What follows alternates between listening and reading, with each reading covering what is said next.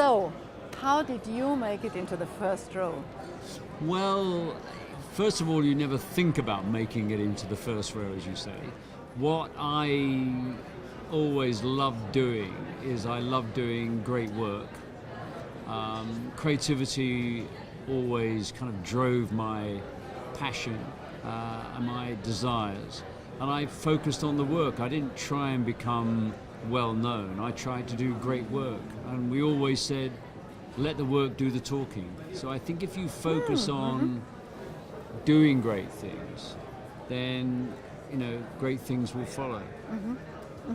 And what would be your biggest learning, or what would you know, if someone would like to be a leader in the future on the digital marketing world, for example, what would be your one and only advice to these people to say, well, you know, I tried a lot, I failed and I won, but the biggest learning for me is so-and-so? What would that be? Well, the biggest learning, I mean, you know, we're at this amazing, you know, digital technological, you know, gathering. And the biggest thing you've got to do is learn how to connect with people's soul. You've got to connect with their emotions. And all the technology in the world won't do that. And you've got to work out, how do I connect with them emotionally? That's the thing I would say that, you know, will drive the future. And of course, that's fundamentally about creativity. And I always say, you know, remember, technology enables opportunity. It's creativity that creates value. And understand that, and you'll understand how the future will pan out. Because nobody knows what the future is going to hold.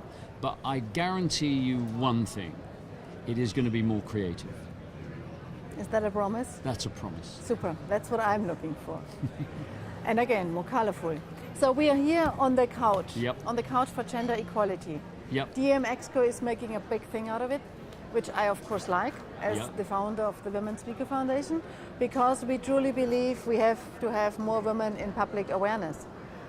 Just to make it normal, you know. I don't want to be exotic anymore. It's just part of the society, period. How does that reflect your business today compared to years ago? Did something change, or is that still unusual for you, or how do you see that? Well, certainly the advertising industry, the communications industry, and I use that word in its broadest sense, has really, you know, got absolutely no agenda in a sense of being against that. I mean, I think that our industry, certainly the industry that I know, is probably the most egalitarian industry you could ever work in. You know, we talk about this equality and open to people, but, you know, I came from a very working class background in London, in the UK. Nobody in advertising ever said, oh, I'm sorry, you can't work in advertising, you haven't been to university, you haven't got a degree, you're not from, you know, this right background. It's always been an open industry. And I think it's, and I have never ever, in all the years I've worked in this industry, never had a client say to me, or heard anybody say, I'm sorry, we can't have that woman working on our account, we can't have that man because he's of an ethnic minority working on our account. I've never ever heard that. I've never heard anybody in our industry say that. So when people say to me, you know, why aren't there more women working in advertising? I generally say, I'm just the wrong person to ask this question. I've got no idea.